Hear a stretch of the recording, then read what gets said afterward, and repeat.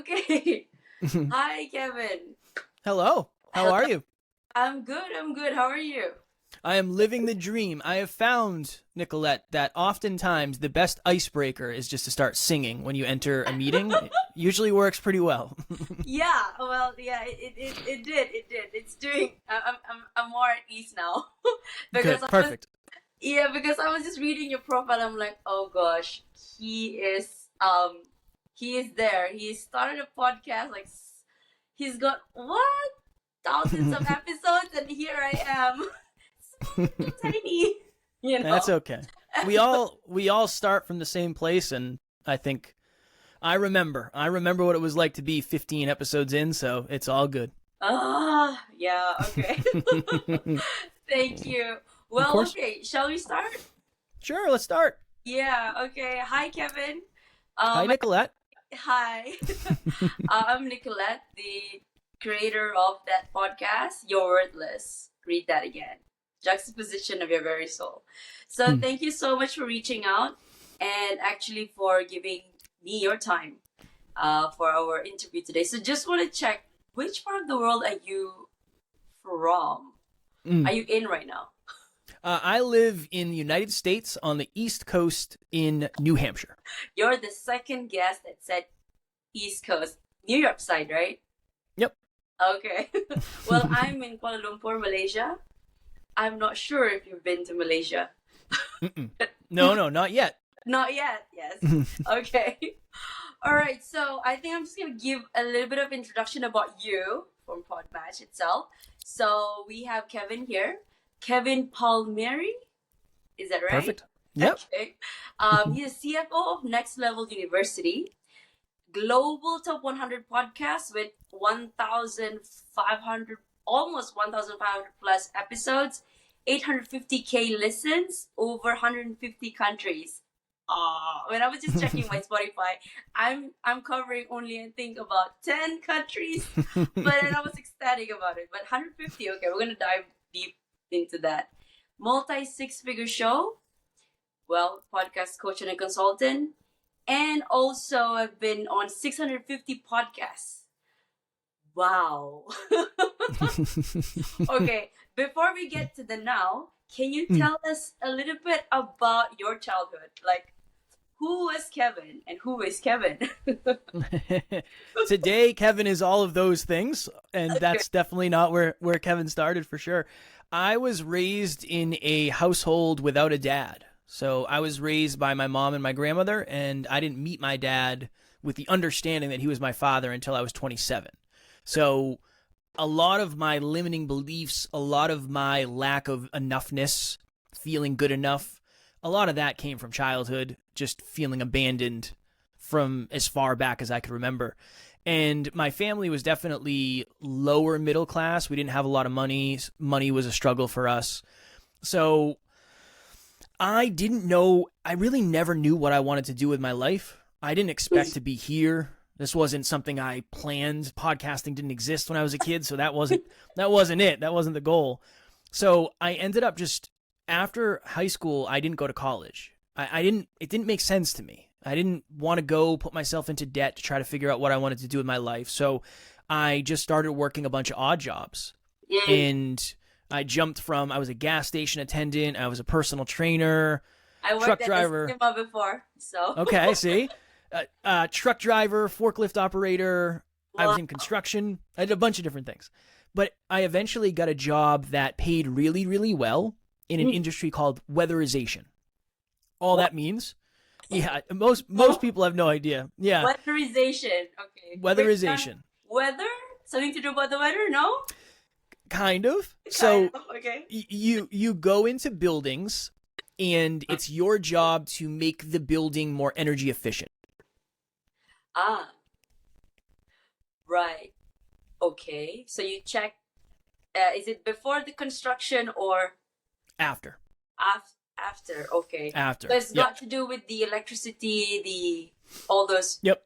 Okay. Windows. It has to do with Ah, windows, doors, where the air leakage is, where the energy leakage is, that type of stuff. Yeah, yeah. right. Okay. And they pay So good I money got for that. the job I had paid very good money because I was working on schools. So I was getting paid by the state most of the time. Wow. So it was a little bit different than going into residential homes and doing it. So when I got that job, I was like, this is it. I just went from making $15 an hour to making $60 an hour. Cool. In the US, that's a wonderful wage. So, okay, cool. I'm in. I'm going to do this forever. Yeah. And if you were to look at me when I was 25, you would see someone who, from the outside looking in, I had everything. I had just won a bodybuilding show, so I was in the best shape of my life. Right. My girlfriend at the time was a model. I had this Ooh. job. Wow. Right? Okay. New car. I had my question. What happened Yeah. in your 20s? Okay. And I'm happy to dive deeper in it. Oh. So what ended up happening was I had all the external results. I looked really successful. Internally, I was very unhappy, very unfulfilled, very misaligned, not on purpose, living by accident. And a few years later, I ended up sitting on the edge of a bed contemplating suicide because I was so miserable with the existence I had created for myself. Left my job, went full-time into podcasting in 2018. So that's the story form of everything. The framework, okay? Mm-hmm. So, okay, now the next question. What happened in that mid-20s when you said you hit rock bottom? What did rock bottom look to you like? Yeah, so one day my girlfriend, we lived together when I was 25. She came to me and said, hey, I want to move from the East Coast to the West Coast, and I want to chase my dreams. LA, I want to, right? LA's that. LA. Okay. That's where she wanted to go. Okay. Yeah, she wanted to go to California. Okay. And I was so afraid of being left behind that I tried to keep her small. I tried to give her every reason in the world why she wouldn't succeed, why she couldn't make it, why she shouldn't go chase her dreams. May I ask, what did she want to do? I don't know. She didn't really have a specific career path. She just has always wanted to move across the country. So, unfortunately, I tried to hold her back because I was so afraid I was going to be left behind. And she ended up leaving me, as she should have. And when she left, that really was the initial rock bottom for me, because when she left, all my bills doubled because she was paying half the rent, and right? So that happened. My work got really slow because we were in between contracts, and I ended up becoming pretty broke. And I was just super lonely, and I was trying to figure out who I was and how did I let this happen and what am I going to do with my life? I don't understand. I don't know what to do. Am I ever going to be lovable? Am I broken? What's going on here? Yeah. So that was the initial rock bottom. Okay. Then I convinced myself, Nicolette, that if maybe I'll just go make a bunch of money, and if I make more money, most of my other problems will go away. Yeah.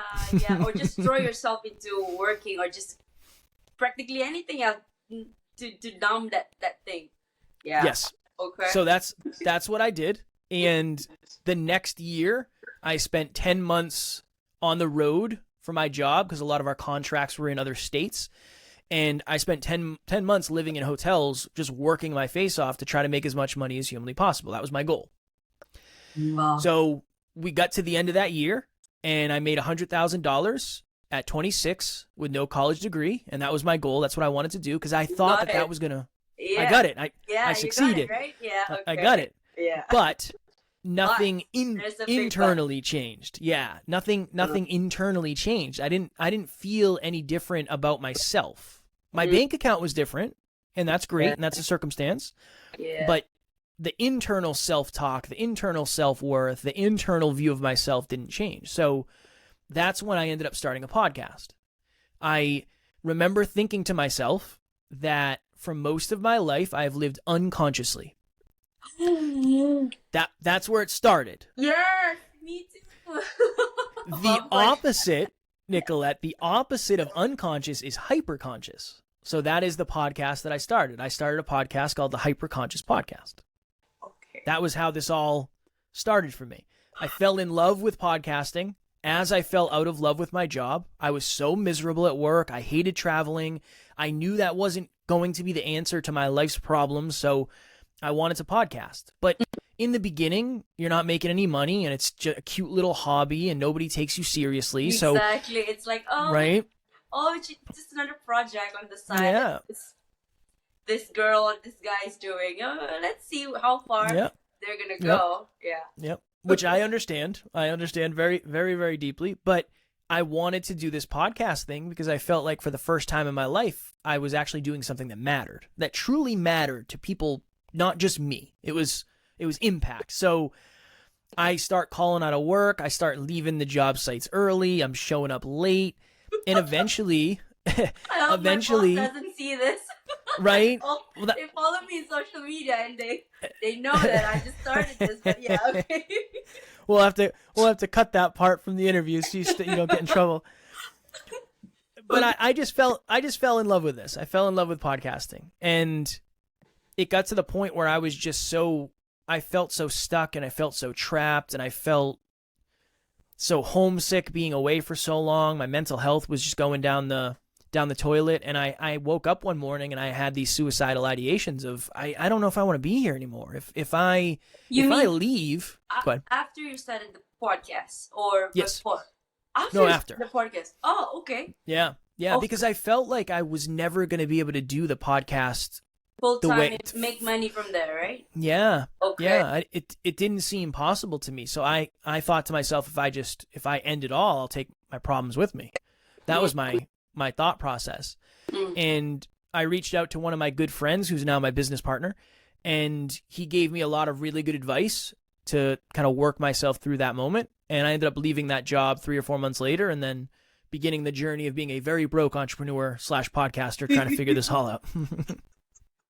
Okay, I still have my 9 to 5. In fact, I came because it's 10 p.m. on my side, so my goodness. Yeah, but it's fine because most of the guests are from the US, so they're 10 a.m. right around 9, 10, so it's fine. So now I'm in my outfit, so it's like after work, okay, rest, and then okay, I've got an interview, so yeah. I respect it. Yeah, I respect every guest who come on my show. Okay, so yeah, you were saying your business partner, he helped you out, and then and then the rest was history. You could say that. Yeah, it wasn't. It took a long time and a lot of sleepless nights and a lot of stress and panic and anxiety attacks and losing friendships and losing partners and being very consistent and committed and saying no to the wrong things and yes to the right things over the next 6 years. So it wasn't 6 years. Yeah. It wasn't. I left my job and then we went viral and now it was brutal. It was grit and hard work. Okay. Yes. Okay. So there are a few questions here. Like I'm gonna repurpose some of your questions that you put. I wanted to ask you as my we call it in Asia sifu. Sifu means master in podcasting. So why is consistency very important? Like, what is your advice, like to a rookie like myself or to other people that is still contemplating, they want to do it, but something's just holding them back? It's everything. Consistency is everything in everything. So the story I always use for this, my wife and I went away on vacation one time, and we wanted to go to this restaurant. And we walk up to the door, and there's a sign on the door that says, "We're closed today. The chef wasn't feeling well." And my wife and I were still hungry, so we went down the street to a different restaurant. I most likely will never go back to that first restaurant because they were closed that day. They lost a potential client forever. That other restaurant gained a new potential client forever. The second restaurant was more consistently open than the first one. If you're not open, if you're not consistent, if you're not showing up, you lose so many opportunities that you don't even realize you're losing because you're not there to see them. That's part one. Part two is the more you do something, the better you get at it, and the more likely you are to do it again. So another great analogy for this is right now, if you said, Kevin, can you do the splits? Can you like do the splits and sit down with your legs all the way apart? No, I cannot do that. That would be horrible and I would definitely hurt myself. But if you said, could you do the splits by this time next year? Sure. If I practiced every day, but if I, instead of practicing every day, I said, well, I'll just practice once a month. That's only 12 times between now and next year. That's not going to do it. Well, I'll practice twice a week. I don't know if that's going to do it either. The more consistent you are, the more likely you are to accomplish whatever it is you're going out for. So yeah, as a podcaster, as a speaker, as a coach, as an entrepreneur, as a business owner, and somebody in sales, it's usually the person who takes the most shots that actually ends up winning. Are you going to miss more shots than everybody else? Yes, definitely. But you're also going to hit more shots than anybody else. So I cannot speak to the importance of consistency enough. It is the most important thing if you're really trying to accomplish something great. And the other thing too is if you want to get good at something, the best way to do it is just to do a lot of reps. If in any way, shape, or form I am a halfway decent speaker by this time in my life, it's just because I've done this 2,000 times. But you got to believe I wouldn't be this good, quote unquote, if I had only done 20 times. No way. No way. It's just because I've done so many reps so consistently over the last 6 years. So that's another thing too. From day to day, progress is invisible.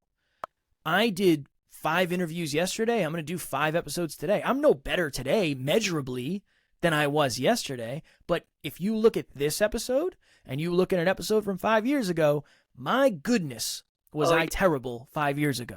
It's just, it's the consistency.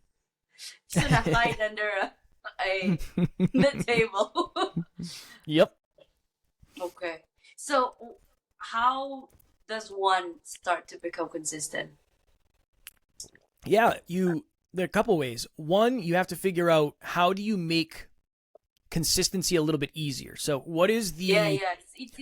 Sometimes it's the enemy of everything. Yeah. It's about podcasting. It's about, okay, I tell myself, maybe I need to run.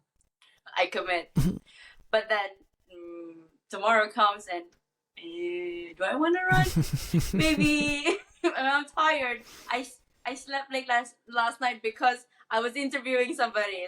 That's the excuse I give myself, for example. So how do, that's just my example, but the other people, they have different circumstances. Yeah. I look at it there's 2 Ds. When it comes to consistency, there's 2 Ds. There's discipline and design. So let's do this. If you designed your environment where your shoes and your running clothes and your water bottle and your Apple Watch and your cell phone were all right by the door in the morning, the night before you set them all up, you're designing your morning. I mean, here's the simplest way. You would take your phone and you would set your alarm on your phone and you would put it in the other room with all of your running stuff.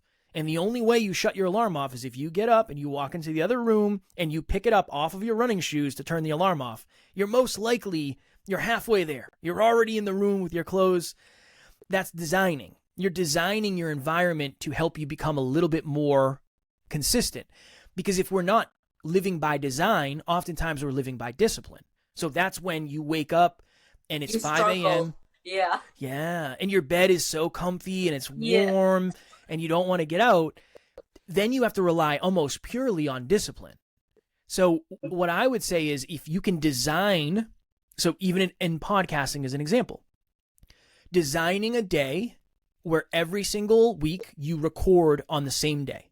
So for us, we record 7 episodes on Monday. You can't get a hold of me on Monday. I don't come on your show. Hang on.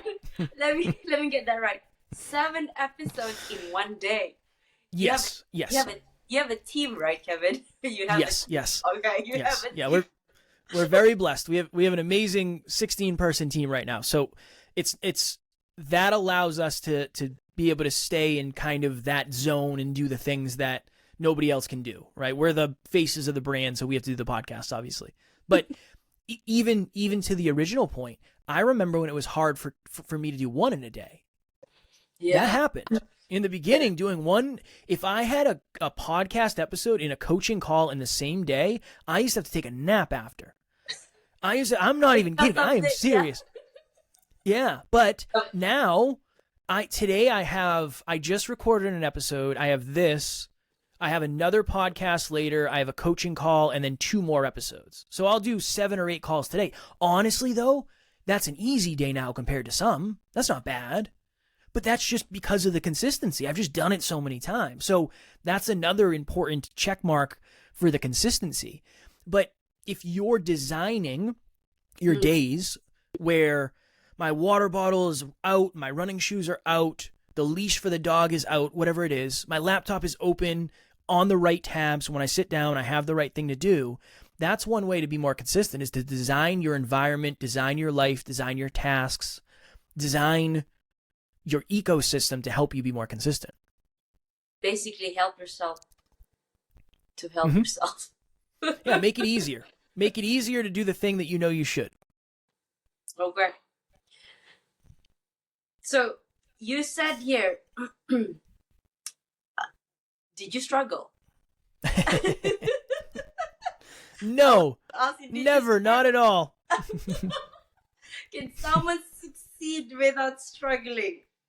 I know it's far-fetched, but I mean, it's not as I don't think it's as far-fetched as you think in terms of a lot of the advice people give. I know a lot of people that say, well, success should be easy and you shouldn't have to work hard. I think those are all mistruths. I mean, in what world can we get all of the things we desire without doing any of the things we don't? I don't know if that I don't know if it exists. Yeah. Really? So no, as far as I'm concerned, you cannot accomplish what you want without having some level of struggle.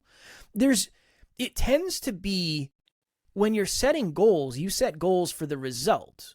I mean, people really want to accomplish the goals. The reason a lot of us don't accomplish the goals we set out to accomplish is because we don't enjoy doing what it takes to accomplish the goals. That's all. The shining example of, oh, you have 1,400 episodes or 1,500 episodes. That sounds really good. That's a really good goal. But I didn't want to record all of them. I didn't want to record a lot of them. Some days I just don't want to do it. So that's a struggle sometimes. Is that an aligned struggle? Yes. Is that a virtuous struggle to have? Yes. Is that a chosen struggle? Yes. But I don't think a life of having all success with no struggle or no problems ever exists. And here's the other thing too. I don't think that's what we desire. I believe humans require resistance, because when you do something hard, you're proud of it and it brings fulfillment. Yeah, we need that. We need that as humans. But there are maybe going a little bit philosophical right now. We have people saying, monks, that life should take life as it is. And it's like, it shouldn't be a struggle. You see, that's the juxtaposition of the whole notion. You struggle for something, but at the same time, you don't have to struggle, because everything you create your reality in here, right? And that becomes the reality. So I struggle with that myself. Especially when I had my own, how do I say, wake up call in 2019 with my divorce. So after that, it's like downhill, and then had to lose myself to find myself again. And I've been hearing a lot of these things. Right now, 2023 is the year that I said, okay, maybe it's time for me to start a podcast and start talking to people before I go insane. So yes. What does that mean to you, or What do you think? What do you make of that? It's a great question, because I don't know that it's really hard to exist on one of the sides of polarity, right? So there are some people out there. Here's the thing. There are some people out there that need to hear that. They're worried about everything, and they're creating so much struggle in their life just by existing and thinking, well, I don't have enough money to pay the bills. Even if they do, well, the people at work don't like me. My kids don't like me. I'm never going to get in shape. Everything is so hard. Everything is so challenging. I'm never going to make it. That might be good for someone who's on that polarity to say, well, everything that's supposed to happen is going to happen. I don't necessarily believe that, though, for me. I'm not going to change the world by just doing what I feel like doing. That's not going to happen. No way. Not to the level I want to. But that's probably not advice for me.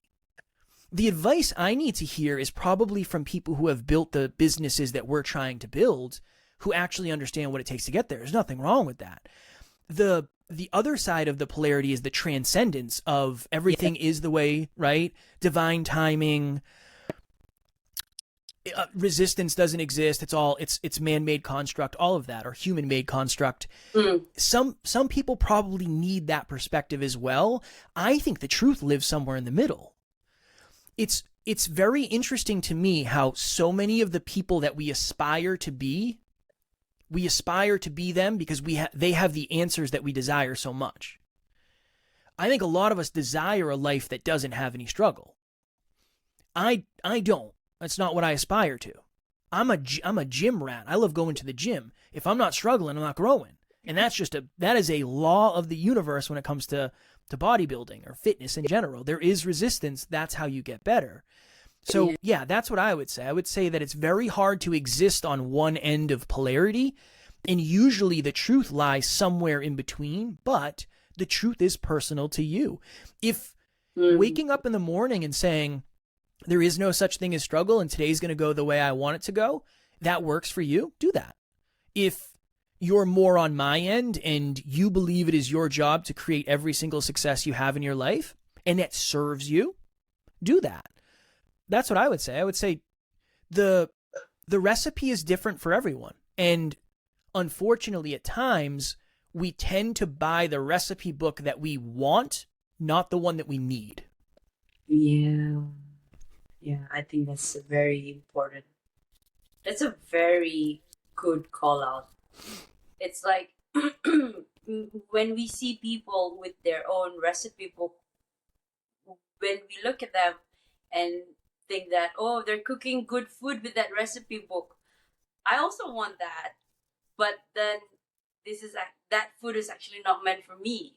I'm Right. meant to eat or cook something else. Okay. So it's like sifting. No, I also believe that it's true being selective, but at the right, because you're at a different point in your life. You might go to this. You might lean towards the other side, and it's not like, okay, by 40 you're supposed to be here. By 50 you're supposed to be on this side. You can. It's interchangeable, right? Yeah. Okay, yeah. It depends on the goals, too. It depends on the goals, right? Like, there's a lot of people... I've worked with a lot of podcasters. Mm-hmm. And the podcasters that it's very, very hard for me to help are the ones that say, everything is going the exact way it should. I don't want to work any harder. And I'm just going to get the results I get based on the results I should get. It's very hard for me to help because it's almost like a hands-off approach. But here's the bet I would make. They will never be as quote-unquote holistically successful as our podcast is. I don't know how they could.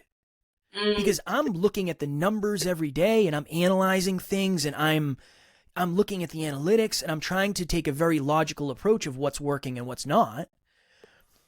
I don't know. Imagine, would you ever get on a plane that was built with just the thought of, we'll see what happens. You know, if If it works, it works. If not, whatever. Not a chance. Not a chance. So I do think there's a space for that. There is a space for allowance. But I also think there's a space for ambition. And I think it's a juggling act of those two, depending on the goals. Okay. Listeners, watch out. So, what's the biggest thing you've learned from recording over 1,000 episodes? Wow, I'm like 5% in. No, let's see. We all start at the same place, my yeah, friend. exactly. We all start at the same place. I would probably say you have no idea how much you can change in 5 years. Really? You have no idea. It's so hard to visualize. 2028, okay. Yeah. There's no reason that you can't be 1,000 episodes in 5 years. It's possible. It's definitely possible. I won't say there's no reason. It's definitely possible for you to be 1,000 episodes in 5 years from today. You just got to do 200 episodes a year. It's possible if you want to do it. Yeah. Time is one of the hardest things to account for. And if you read 10 pages a day times 365, 3,650 pages. Now you do that for 5 years. What's that? 20,000 pages? I don't know how many books that's 100, 200-page books. That is wild. And that's just 5 years. So yeah, the lesson I have learned is time is so difficult to understand how much it can change everything around you. And time is basically our best friend. Our best friend or our worst enemy, depending on the life that we're living. Yes. What is something that you wish you knew earlier before you started all of this? I wish I knew that the level of results that I'm going to create in my life are directly connected to the level of self-improvement that I consume. I really, really wish I knew that. Kevin, can we break it down? The level of results. Mm-hmm. What's are directly so the level of results in my life will be directly connected to the level of self-improvement content I consume. Holistically. Of course, that's proportional, right? I never knew that. Yeah, in the beginning for me, no. Well, what do you think? I thought people who were wealthy got lucky, and I thought, I thought I was just born in this kind of mediocre family background, and okay, yeah. This is a good piece of awareness for you. Okay, your awareness right now as a human being is roughly 1 million times more than mine was at the beginning of this podcast journey. So you're way ahead of the curve. No! Yes. I had no idea. I didn't know what self-worth was. I didn't track habits. I didn't read in the beginning. No, that's why I say, number one, sometimes I don't feel like I should even be where I am. I wake up and pinch myself. That's imposter syndrome talking. I deal with that. I deal with that. I have that specific episode with imposter syndrome. I do. I deal with imposter syndrome a lot. But part of it is so much has changed for me in 5 years. So much. Now I am being interviewed on my opinion on every day, and like, what have you learned? Yeah, look at that. It's flipped in a very drastic way. Wow. Yeah. And that's just time. Just time. If you put it that way, then it's actually pretty remarkable. So you're saying that you've been doing podcasting for 5 years? 2017. So almost 7 years. Wow. Yeah. 7 years. Okay. All right. So how can people be more confident? I mean, in anything. Like, even public speaking, or, okay, some people say like, okay, wow, some of my friends, they never thought that I would actually start something like this, but they did see some of my episodes, and it's like, where are you getting all these people? I'm like, oh, thank you, Podmatch. But yeah, I mean, how do you? Some people are in. It's confidence. Sometimes it's built, and sometimes it's some people just have it innately. I would say I'm the uh former. I forced myself when I was a kid. So yeah, how it's never too late, right? Never. No, never. I'm definitely very similar to you. I have forced myself. I am not naturally confident by any stretch of the imagination. I would say you have to break down the mountain. So what I've seen just by coaching so many people at this point, somebody who identifies as I am the type of person who is not confident, this is what they'll do. They'll say, but this is the goal I'm going to set. I've been convinced I should really set these large, massive, changing goals. I'm going to set one. Then they don't believe enough in actually following through, and that hurts their confidence even worse. But if you said, right now, I feel like on a scale of 1 to 10, I have a level 2 confidence. Cool, awesome. Nope, nothing wrong with that. No judgment. Good for you for having that level of self-awareness. This is what you should do. Let's set up a 2.5 level goal. So instead of saying, I'm going to go to the gym every single day this year, just say, I'm going to go to the gym once a week starting next week. Because that's an appropriate size goal for the level of self-belief that you have. In the U.S., Nicolette, every year we have New Year's resolutions. I don't. Do they do? Do you do? We have it in Malaysia too, but it's do not. You, do you? It's not a very big thing, but I mean it's more people saying it to themselves. Okay, this is my resolution, or they have it in a group setting. Okay, what's your New Year's resolution? Oh, I'm gonna lose what 5 kgs. I mean, the US, you guys use pounds, right? We use kgs here, so it's like, yeah, maybe, what else? Quit smoking, yada yada yada. So yes. I'm assuming in Malaysia it's probably very similar to the US, where not a lot of people, unfortunately, end up accomplishing their New Year's resolutions, and here's why: you're setting a goal based on a date, not based on what you actually think you're capable of accomplishing. You're not setting the goal because you think, well, you know what? I could. Yeah, I'm going to lose 50 pounds this year. And it's starting right now. You're setting the goal because it's New Year's resolution. You're shooting for the stars, and that's great. I love it. But most of us aren't going to be able to follow through on that.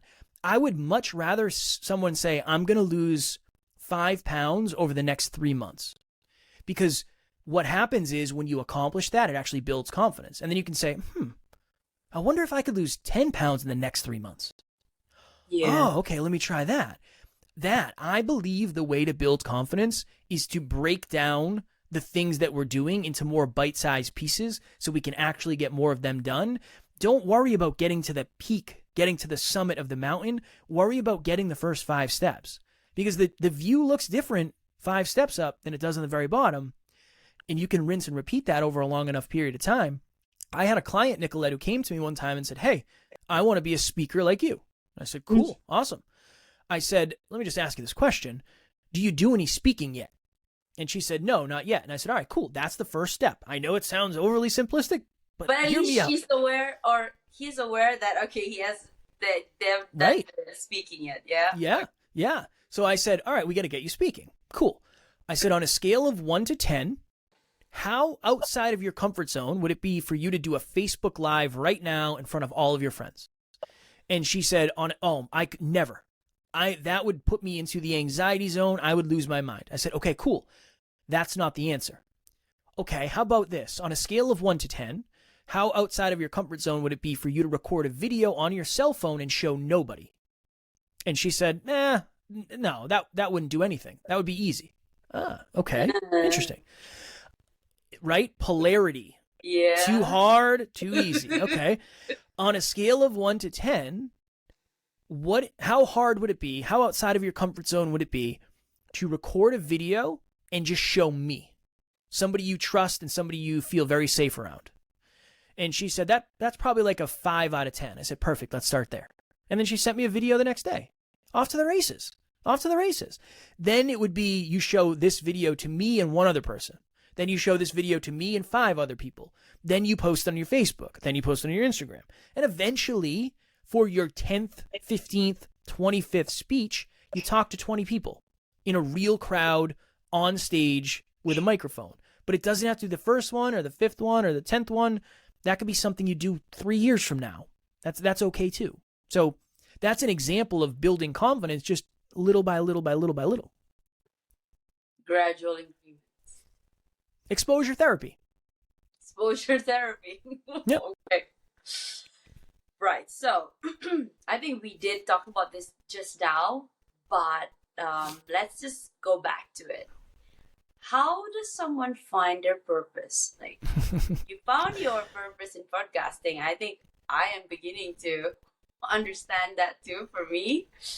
So, but somebody out there is still lost. Yeah. So I have many different views on this. Oh, please. One thing I would say is, and one of our mentors, Evan Carmichael, says this. That's where I really, Carmichael, yeah. Yeah, he's a friend of ours at this point, a very good human being. He said, your purpose comes from your deepest pain. And it makes sense when you think about it, because... But I'm going to quote that. Your purpose comes from your deepest pain. That is what he has surmised over his years of research and experience in interviews. And I agree. I think that's a big piece of it. There's some questions you can ask yourself. What would I find you, Nicolette? I'm sure if I was a fly on your wall Friday night, you'd be having deep conversations with your cat. I'm sure you having deep conversations is just part of who you are as a human being. Looks like I have one too. That's Ace. Ace looks like yours. Yeah. Yes, this is Mario. Mario, I love it. Yeah. But I'm willing to bet that you love having deep conversations. I can tell based on the podcast and the name of the podcast. Okay, cool. That's something you love doing. What is something that just upsets you to the point where you cannot finish your day? Okay, ask yourself that question whether you're watching or listening. Okay. My business partner's girlfriend went to the Great Barrier Reef. She realized that the Great Barrier Reef is more like the Great Barrier Cemetery, unfortunately. That changed her perspective on the environment, and she became way more sustainable. Recycling, all that stuff. She drives a hybrid car, an electric car now. It shaped the way that she lived her life, and that became one of her passions and her purposes, is to leave the planet better than she found it. Okay. Mm-hmm. That's a couple things. This is what I would say. There's a big difference between a purpose and a vehicle. Podcasting is not a purpose. My podcast is not my purpose. It's the vehicle with which I deliver my purpose, which is holistic self-improvement. I wonder if it would be more beneficial for people out there to think of, what is my vehicle to deliver my purpose? I think a lot of us do know what our purposes are. I really do. But we lose sight of how realistic it is. Well, I mean, yeah, I want to be positive and I want to coach people and I want to be a role model, but how am I going to do that? Oh, podcast. Oh, I love this. I love podcasting. Ooh, could this be it? Wow, this could be it. Okay. Because you got to think of it. There's a lot of people now more than ever that play video games for a living. But that opportunity didn't really exist 25 years ago. The vehicle wasn't the same as it is today. It didn't work that way. It didn't exist. So as vehicles appear, I believe the opportunity to locate and follow your purpose actually gets a little bit easier. I think it's the vehicle that a lot of us get stuck with. I really do. If you want to make... I think you're right. They deep down, they already know what they want to do. It's the getting there. Yeah. If you want to, so maybe you want to change the environment, or you want to clean up the beaches, and then the next thing is, well, how? Do I find a bunch of people, or do I start a charity or a nonprofit, or do I build some sort of machine? I just think it's really, really, it's almost like starting a business in a way, where you figure out what are you good at and what do you want to do, and how do you do it. I think it's the same with a purpose. You figure out, what do you want to do? What impact do you want to have in the world? What feelings do you want to facilitate? Then you say, well, how could I do that? If you're getting stuck on the how, I would say you're probably more stuck on the vehicle than the actual purpose. That's what I would say. Okay. The vehicle. The vehicle. So, purpose. And now we come to the part of being vulnerable. While you are finding your purpose, do you need to be vulnerable? And why is it important? Because vulnerability is living in the truth. So you were very vulnerable in the beginning when you said, so this wasn't in the interview, but when Nicolette logged on and I logged on, I was singing. I was like, no. That's just what I do. That's what I do before interviews. It gets me going. It gets me centered. It makes me feel very open and expressed. And Nicolette was vulnerable and said, I feel really at ease now, because when I was looking at your stuff, I was like, wow, this guy has done a lot of things, and I appreciate that. But that vulnerability is important, because if I know that, I'm going to treat you more warmly. If that's your truth, I want to make sure you feel even better. I want you to feel as safe as humanly possible. Being vulnerable around the right people is always going to be beneficial, because it's very hard to find your people. It's very hard to live your life. It's very hard to chase your passions if you're not being yourself. And being yourself is vulnerable. It's saying, I love cats. I'm the ultimate cat dad. Nicolette, really? I love cats. Really? Yes, I love them. That's my next tattoo is going to be on my hand of my cats. Oh, that's my next. The hand here? The hand, yeah. The hand, okay. I have space. I have space left, so that's what's going to go there. But that's, even me saying that is vulnerable, because some people might reach out and say, you're the ultimate cat dad? Cats are stupid. Cats are dumb, whatever. That's a vulnerable thing to say, but that's my truth. I know, trust me. I will go to battle over my kitties.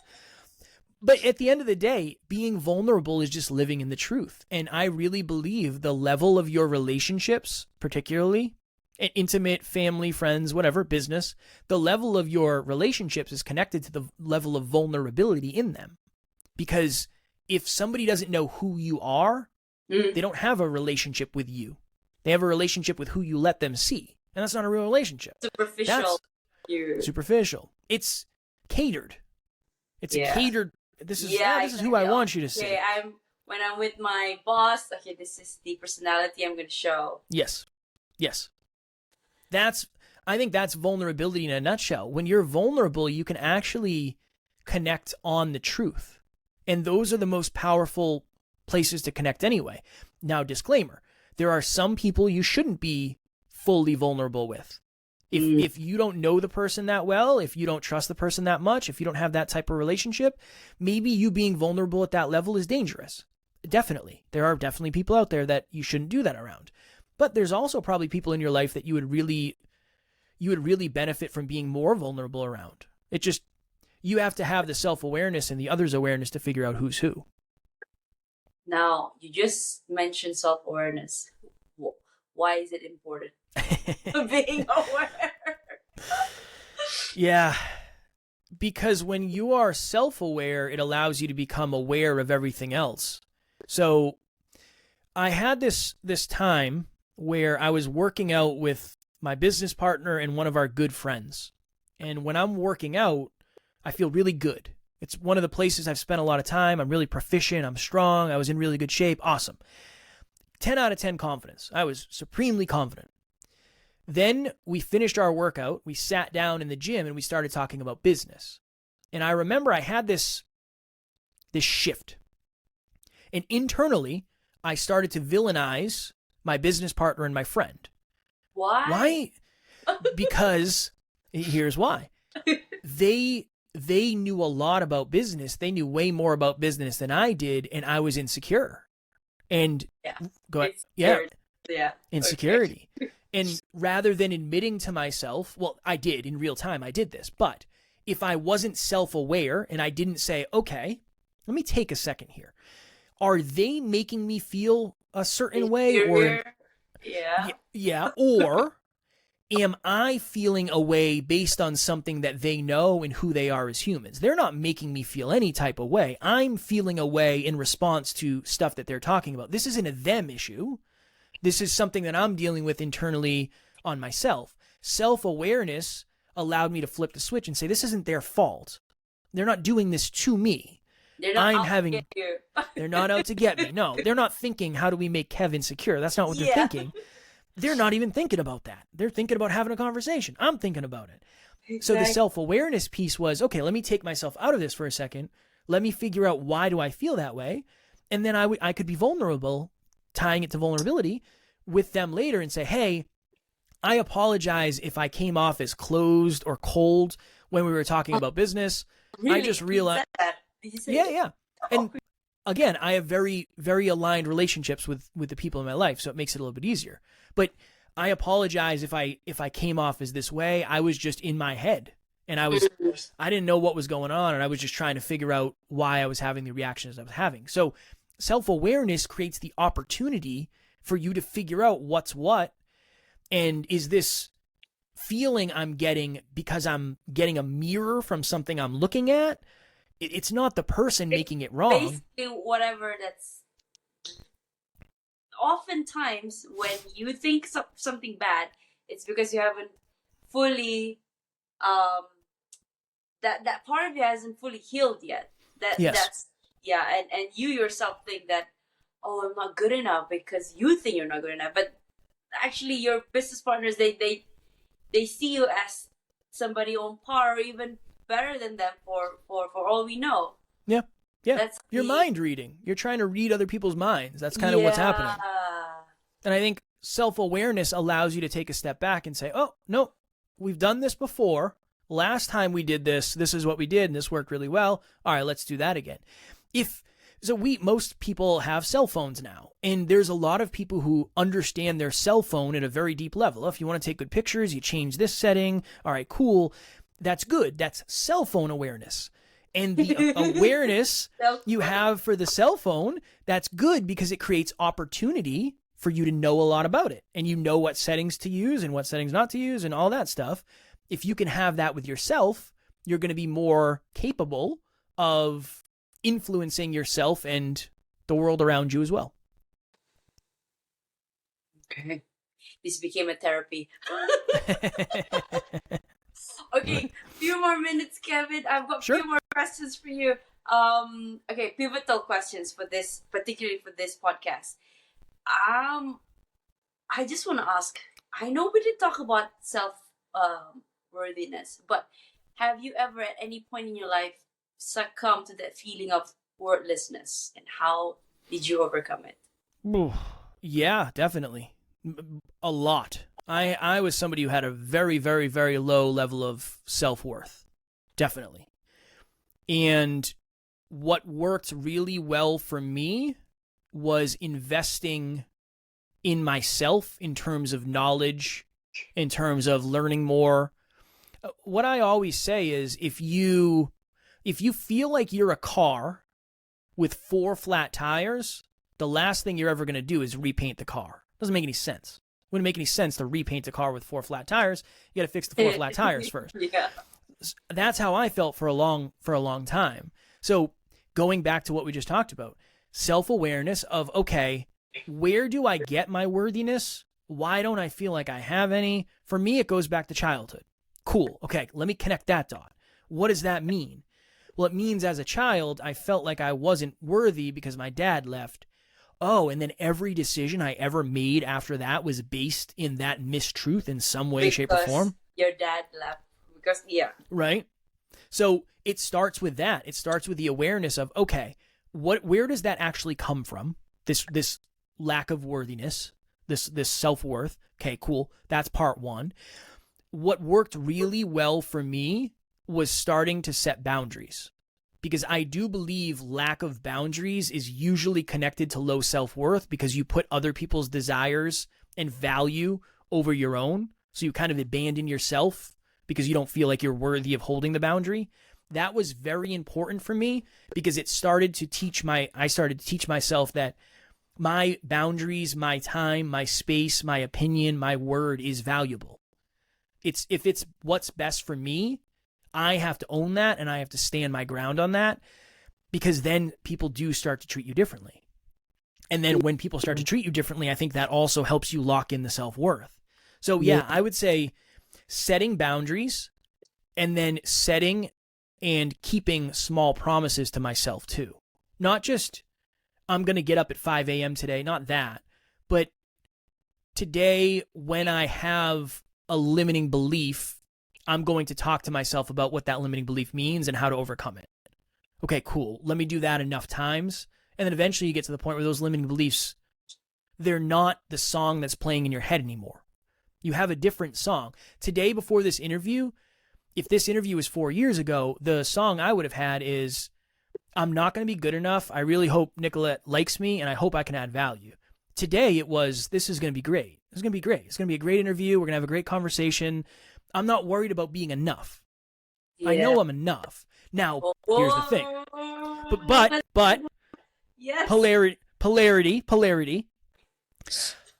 That's also based on the fact that I have worked diligently at what I'm doing for the last 6 years. If this was my first interview ever, and I showed up saying, I'm enough, this is going to be amazing, I'm the best, Nicolette's so lucky to interview me, that I don't think that's the goal. Because, so here's the thing. I believe we think of high self-worth as a good thing. I don't know. I like accurate self-worth. Accurate. That's my thought. Low self-worth, high self-worth are polarities. I've met a lot of people who have delusionally high self-worth. They think they're the best in the world, and they think they're going to crush it just because that's who they are, and they don't. They need to be humbled a little bit. They need to be humbled. They need to be knocked down a peg to get to the point where they say, well, I am worthy intrinsically. I'm a worthy human being, but maybe I'm not worthy of that result yet based on the fact that I haven't put in the effort. Oh, interesting. Okay. So, yeah, that's what I would say. Okay. Self-discovery is often described as journey. So, for you, what does this journey entail, and how did that contribute to your personal growth and happiness? My journey is one of self-awareness and then being very, very, very regimented. So really? Discipline? Very disciplined. Yes. So I'm very in my head when it comes to thinking about everything. Self-awareness. Why do I feel so comfortable with Nicolette? Does Nicolette feel comfortable? Let me make her laugh. Okay, cool. That's good. We're back in rapport. That's always going on in my brain. How do I make this the best experience? Okay. Always. But that's in the brain. In the body, I am very regimented where I track the same habits every single day. I just do what I'm supposed to do, even if I don't want to do it, more often than not always. I have days where I don't. But yeah, the reason I have gotten where I am, quote unquote, is because I'm very, very self-aware, but I'm also very, very regimented and disciplined in the things that I know are the most important that I should be doing. It's the internal self-worth, self-belief, all of that, strengths, weaknesses, limiting beliefs, that internal, as well as the external of grit, consistency, persistence, discipline, staying up when I need to get work done, sleeping in extra when I know I should get some extra sleep. That. It's just being regimented in that. Those two things have been instrumental in getting to where I am today for sure. Wow. Okay. Definitely a golden nugget for me tonight. So what gets you up in the morning? What gets me up in the morning? Mm-hmm. I listened to one of your previous episodes, and I knew you were going to ask. I think it's different. It's different for me. If you asked me a few years ago, I would probably make something up and say, "Oh, I want to be the best version of me, and that's all I think about all the time." No, I do. I want to be the best version of me, and I do think about it all the time, but it's not what gets me out of bed. What gets me out of bed is the fact that my yoga mat is waiting for me and I'm going to go do mobility. Yeah. Every morning. Wow. That's what gets me out of bed. My yoga mat is waiting. I'm going to do my 15 minutes of mobility, and then I'm going to go to the gym, and then I'm going to go do podcast things. That's it. I don't have a really good, like, intrinsic inspirational message. For me. Yeah, I'm blessed. I know I'm blessed to be able to do what I do. I am privileged to have the life I have. I work very, very diligently to make sure I keep the life I have.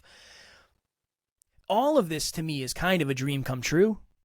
And I'm serious when I say that. When I was at your point in the podcast, I remember for episode number 7, I recorded an episode that I said my goal, my dream would be to wake up when I want, to go to sleep when I want, to podcast with amazing people, to be my own boss, and just be able to do whatever I want.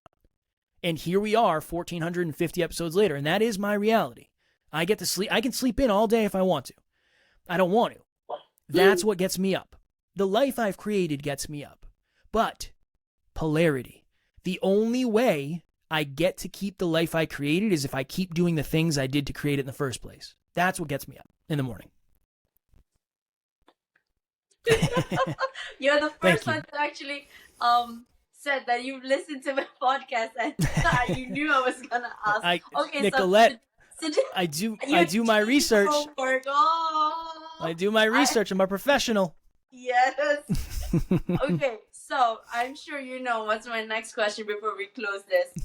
If you have a quote that you could leave to the audience and to the world as your legacy, what would it be?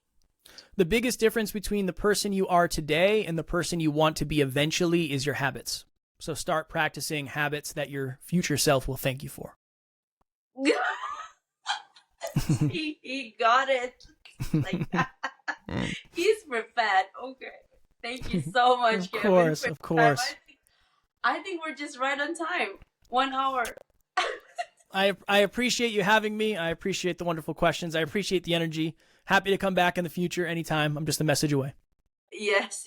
Thank you so much, Kevin. You're I'll welcome. be following you on Instagram. I already did. I appreciate you, Kevin. Yeah. Bye-bye. Thanks Bye. for your time. Of course.